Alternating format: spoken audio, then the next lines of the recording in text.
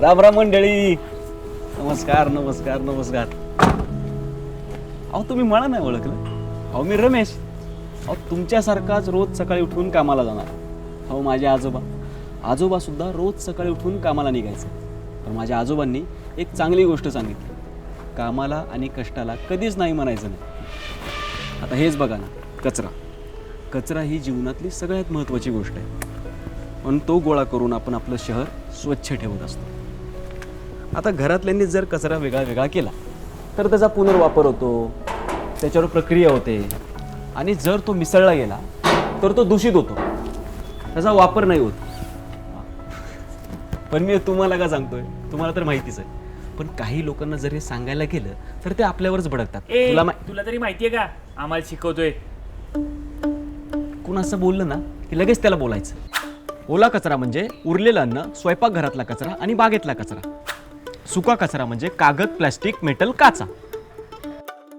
Sanitary pad, diaper हे नीट वर्तमानपत्रात गुंडाळून द्यायचे. आणि घरगुती घातक कचरा म्हणजे जुन्या बॅटरी, जुन्या ट्यूबलाइट्स, मोबाईल चार्जर्स हे वेगळं करून द्यायचं. आणि एवढं सांगून पण त्यांना कळत नसेल तर गाडीपाशी घेऊन यायचं आणि हे पोस्टर दाखवायचे. एवढं करूनही ते आपल्याला शिकवायला लागले तर त्यांची तक्रार मुकादमाकडे करायची.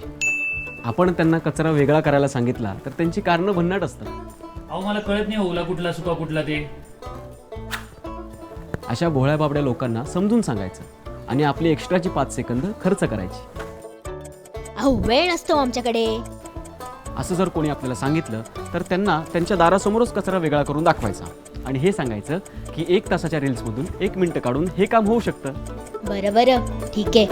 2 कचरा पेटी करता जागा नाहीये रे. आजी, मग 2 छोट्या पेट्या घ्या, इझी पिझी. मी काय करू, मला कॅट नाही मिळत. अरे भाई, जर तू कचरा वेगळा केलास आणि तो विकला तर तुझी पॉकेट मनी वाढेल. हा दे डाळी.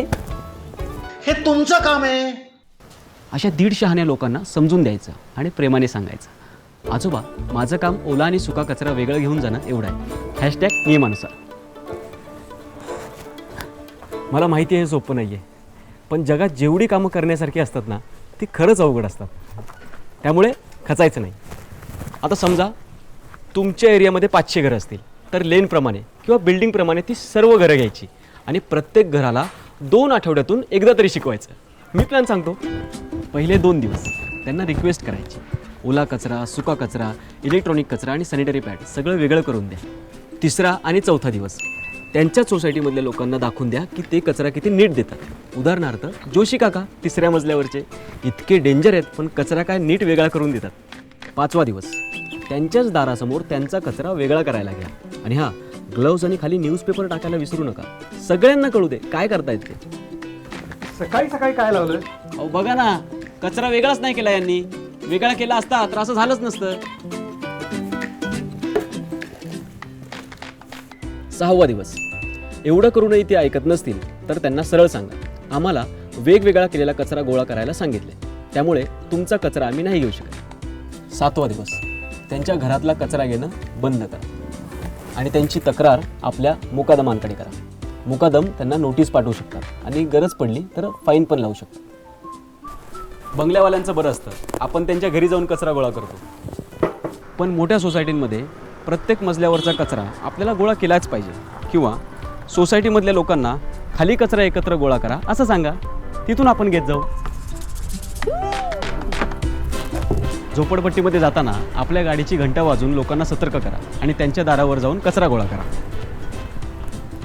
खूप महत्त्वाची गोष्ट, बल्क वेस्ट जनरेटर म्हणजे दररोज 100 किलोपेक्षा जास्त कचरा निर्माण करणारी गृहनिर्माण संस्था, शाळा, महाविद्यालय, शैक्षणिक संस्था, कार्यक्रमाचे ठिकाण, हॉटेल, रेस्टॉरंट यांच्याकडून ओला कचरा घ्यायचा नाही. इतर कचरा घेतला तरी चालेल, पण ओला कचरा घेण्यासाठी त्यांनी जास्त त्रास दिला तर त्यांची तक्रार मुकादमाकडे करायची. मुकादम योग्य ती कारवाई करतील. लक्षात ठेवायचे 2 महत्त्वाचे मुद्दे. रस्त्यावरचा पालापाचोळा गोळा करताना घरच्या कचऱ्यांमध्ये एकत्र करू नका. आणि मुद्दा क्रमांक 2, जीव्हीपीचा कचरा गोळा करताना ओला कचरा आणि सुका कचरा वेगळा करायचा. तर मित्रांनो, माझं इकडचं काम संपत आलंय. भेटूया लवकरच. तोपर्यंत माझ्या आजोबा म्हणायचे तसं प्रामाणिकपणे आणि आनंदाने काम करत राहायचं. चला.